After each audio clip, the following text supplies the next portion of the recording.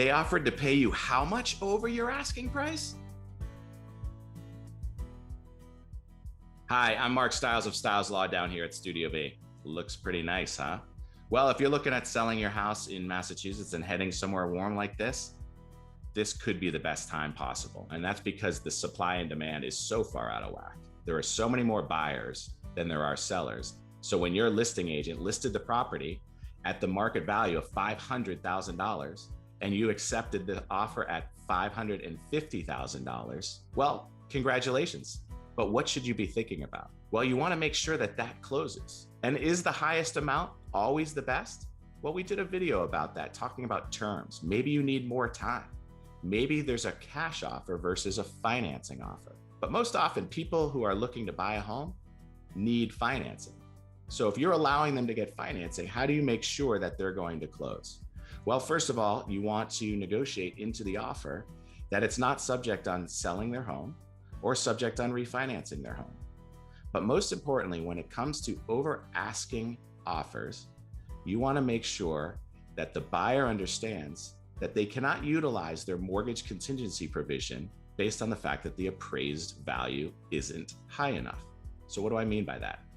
When lenders lend money, they lend it on a ratio. It's called a loan to value ratio. So most often people are doing an 80% loan to value ratio, which means the lender is providing 80% of the financing and the borrower is providing the 20% of the equity. But what happens if the buyer offers more than the asking price?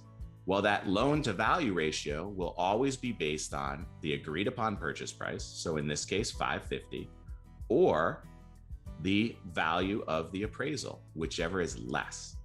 So what happens if the appraisal only comes in at $520 versus $550?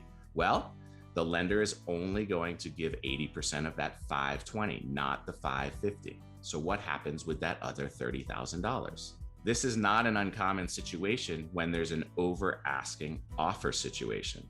So what do you do to protect yourself as a seller? The easiest way to protect yourself in this is to be as clear and transparent as possible. We're going to accept your offer, buyer, at $550, so long as you understand that the appraised value has nothing to do with our agreement. We're going to allow you to have mortgage contingency protections. However, your mortgage cannot be denied based on the fact that the appraised value didn't come in at the $550. So you understand going forward that that extra $30,000 delta might be your responsibility out of pocket and without financing. This is something that needs to be explained upfront and early. This is at the offer stage. If you want to give us a call and strategize during these times, because it's very complicated, we're here to help. I can be reached at calendly.com/mstiles for a no commitment, no obligation strategy conversation. Or you could call our office at 781-319-1900 and talk with any of the attorneys about this.